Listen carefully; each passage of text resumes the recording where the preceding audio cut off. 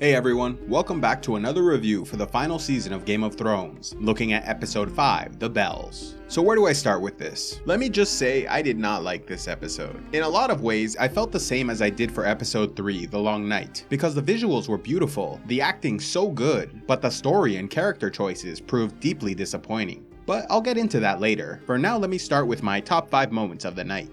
At number 5, I chose the real-life performance of Emilia Clarke as Daenerys Targaryen and Lena Headey as Cersei Lannister. The acting in this show has always been good, and these two were always standouts, but I was awed by how good they were in this episode. Especially Lena Headey, as I would have thought it impossible that she could make me feel bad for Cersei at the end, a character I've hated for so long. I felt bad for Cersei when she had to do the Walk of Shame in King's Landing, but even then I was only upset about the unnecessary humiliation. I still thought she absolutely deserved to die. But in this episode, for a brief moment when she was trapped under the Red Keep, she was so sad and vulnerable. I found myself hoping against reason that she would somehow survive and disappear to Essos with Jaime. After the scene ended and those feelings subsided, my rational brain returned, and I realized that she more than deserved to die. But in that moment I was sympathetic, which is just a further credit to the actress who embodied this role so perfectly. Daenerys also had a powerful effect on me in this episode, both in the beginning when she was depressed and isolated on Dragonstone, and at the end when she was looking at the city enraged, seeming to psych herself up for what she was about to do. Regardless of the issues with Dany's choice to burn King's Landing, within the scene itself, Emilia Clarke really did look like a conqueror enraptured in battle fever and about to torch a city. For the 4th best moment of the night, I chose the untimely death of Qyburn, Hand of the Queen to Cersei Lannister, and one of the best, most loyal servants any monarch could hope to have. Now, Qyburn obviously was not a great person, but he was an excellent hand, and in my opinion, far superior to Tyrion in just about every way. Now, of course, Tyrion is a much better, more moral person, but when it comes down to serving a queen, Qyburn is the man. In exchange for becoming his patron and benefactor, not only did Qyburn stay loyal during Cersei's arrest, but also transformed the mountain to protect her, and ran a spy network to help maintain her crown. As Hand, he was her confidant and thoughtful advisor, devising a defense system against the dragons that unfortunately was not enough in the end, but did take out one of the enemy dragons, and at least gave them a fighting chance against Daenerys. Then at the end, when the battle is lost and Cersei is clearly just waiting to die, rather than try and escape and look after himself, he stayed with her as the castle crumbled around them, and died trying to keep the mountain under her command. Whereas Tyrion seemed to make the wrong decision at every turn, Qyburn helped Cersei become a true contender for the Iron Throne, lasting far longer as queen than she would have without him.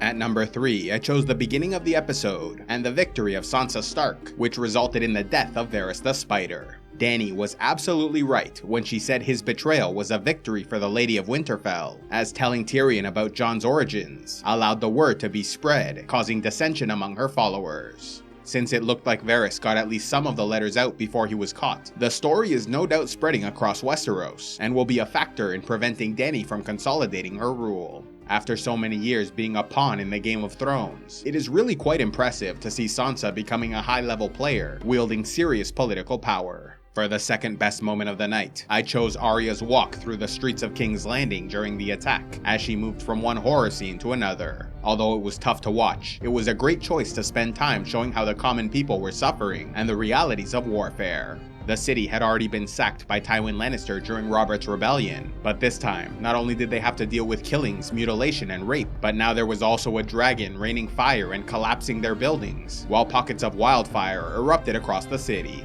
And of all the people to see this happening around them, Arya seems like a significant choice. Even though she abandoned her quest for vengeance against Cersei, she now saw Daenerys committing an act far worse than anything the Lannisters ever did, and so there's simply no way she will let it go. When she found the white horse, that reminded me of Dany's horse Silver, given to her by Khal Drogo, and it seemed very clear that Arya was riding to kill the Dragon Queen. And finally, for the best moment of the night, I'm staying with the destruction of King's Landing, and specifically, the shots of Drogon scouring the city with dragonfire and destroying the buildings street by street. Like always, this show, in my opinion, is easily the most visually impressive show in all of television, as just about every scene is like a work of art. The destruction of the city also reminded me of one of my favorite stories from the history of this world, when the Andal king, Qarlon the Great of Lorath, openly defied the Dragon Lords of ancient Valyria by attacking their daughter city of Norvos. In response, they sent dragons to burn their enemy's capital in the Scouring of Lorath. I always wondered what it would have looked like to see those dragons burn the city to the ground, and now this episode has shown me the answer, and it's both beautiful and horrifying. For the best kill of the night, I went with the long-awaited Clegane Bowl. The fight was cool and the mountain looked terrifying, but my favorite part was the end, watching Sandor spear him through a wall to their deaths. I thought this was a great way to end the battle, as it reminded me of a scene from the fall of Gondolin in Lord of the Rings, thousands of years before Frodo and his mission to Mordor, when an elven city was under attack by the first Dark Lord Morgoth, who sent monsters against them, including the fearsome Balrogs, the creature that Gandalf fought in the Misty Mountains during the War of the Ring. As they fought, a Balrog tried attacking a group of civilians fleeing the city, and so the mighty elf hero Glorfindel sacrificed himself by charging against him, causing them both to fall off a nearby cliff to their deaths. For the best line of the night, I went with Euron's final words after his duel with Jaime Lannister. Although I had a number of issues with this scene, watching Euron die happy, saying, "I'm the man who killed Jaime Lannister," was an incredibly badass way to go out, and fitting for a character as violent and twisted as Euron Greyjoy.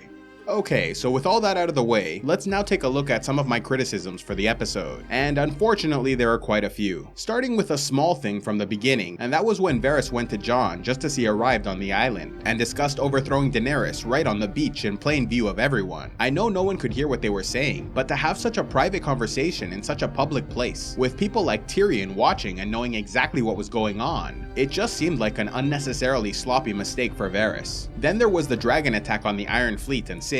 My god, did I underestimate the power of Dany's dragon. I thought the city stood a serious chance of defeating her with their scorpions, but turns out they simply didn't. However, what frustrated me was how few shots they got off. I thought all the ships of the Iron Fleet, or at least a bunch of them, were armed with scorpions, but I only saw Euron shooting at the dragon, no one else. And if the other ships didn't have scorpions, then what was the point of them being there? Why not use the men from those ships to defend the city, and just leave the ships with scorpions manned to take down Drogon? Although I mentioned that Euron's final words as he died were excellent, the scene with him fighting Jaime for me definitely was not. Aside from the silliness of Euron swimming to the exact spot where Jaime was at the exact time he was there, I also thought it ridiculous that Jaime won the fight. He's fighting with his bad hand against what I thought was one of the best and most ruthless warriors in the world, and somehow emerged victorious. I might have accepted it more if Jaime immediately collapsed and died afterwards, but despite suffering 2 grievous wounds, he kept going and going until he found Cersei and died from a collapsed roof.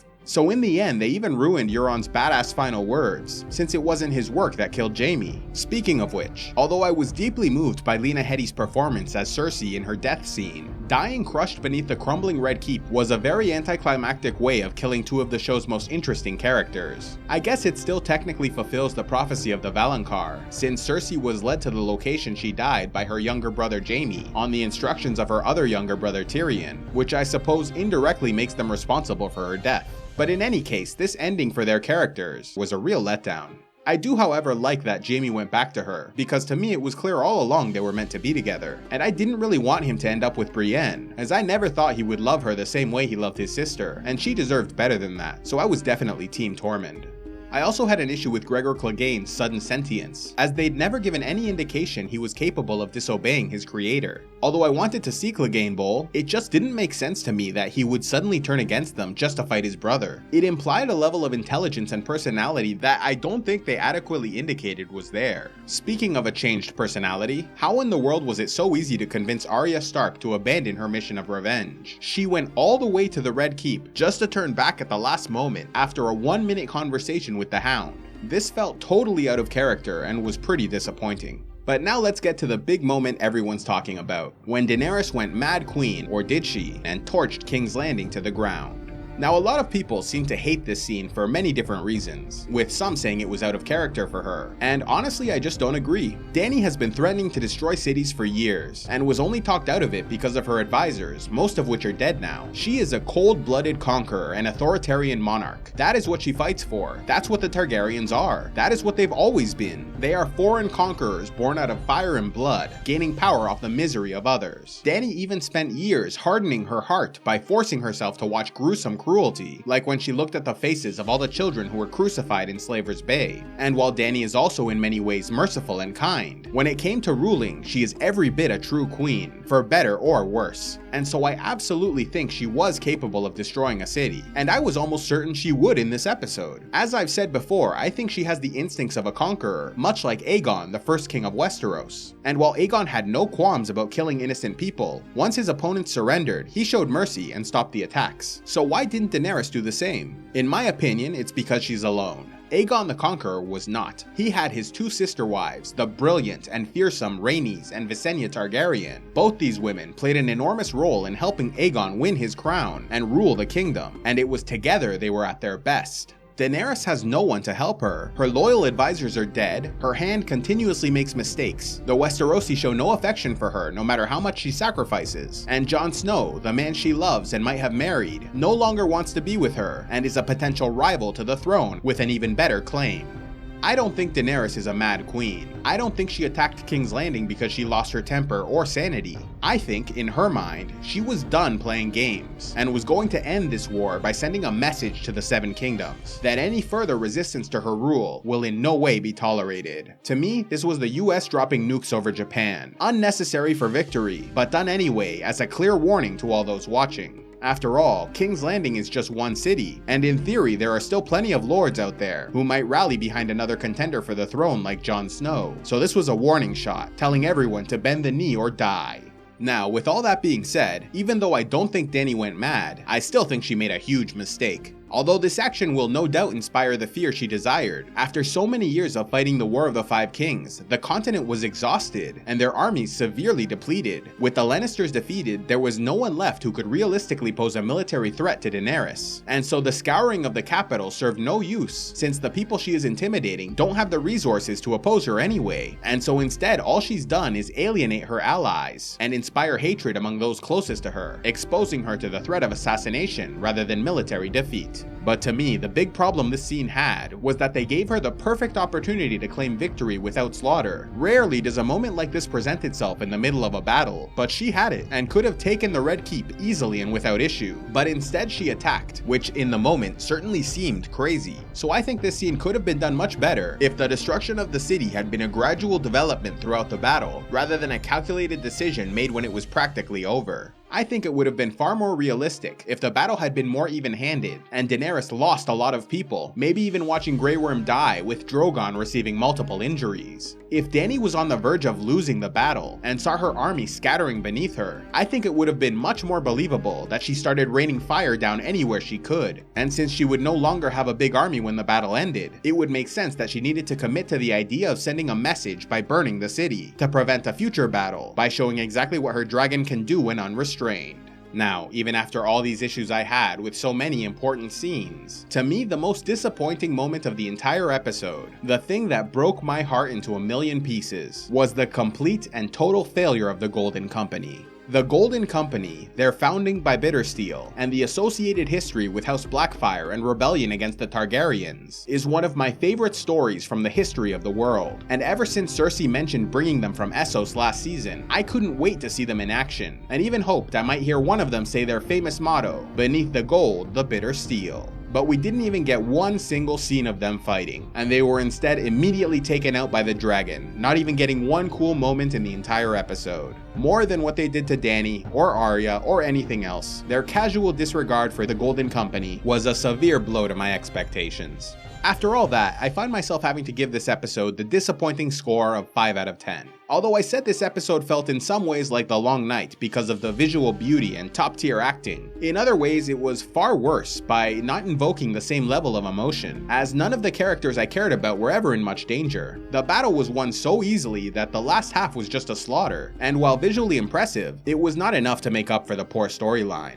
So those are my thoughts, but what did you guys think? Be sure to let me know in the comments down below. And like always, check out the episode recap already out, and The Thrones Effect, available in all formats on Amazon. Only one more episode left till it's over. Let's hope they save the best for last. See you all for the final review and episode recap next week.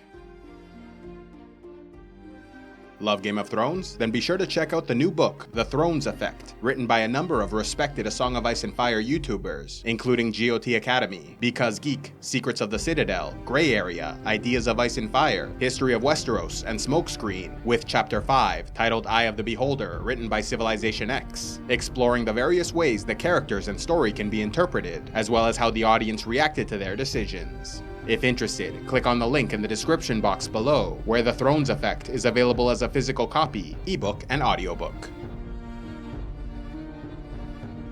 A special thanks to all those who contribute to CivilizationEx, like Ryanon, Sir Daeron of House Ashford, Then the Sundowner, and the Spectral Knight. If you'd like to help CivilizationEx, click on the Patreon link, and please be sure to like, subscribe, turn on notifications, and click on the links to see more.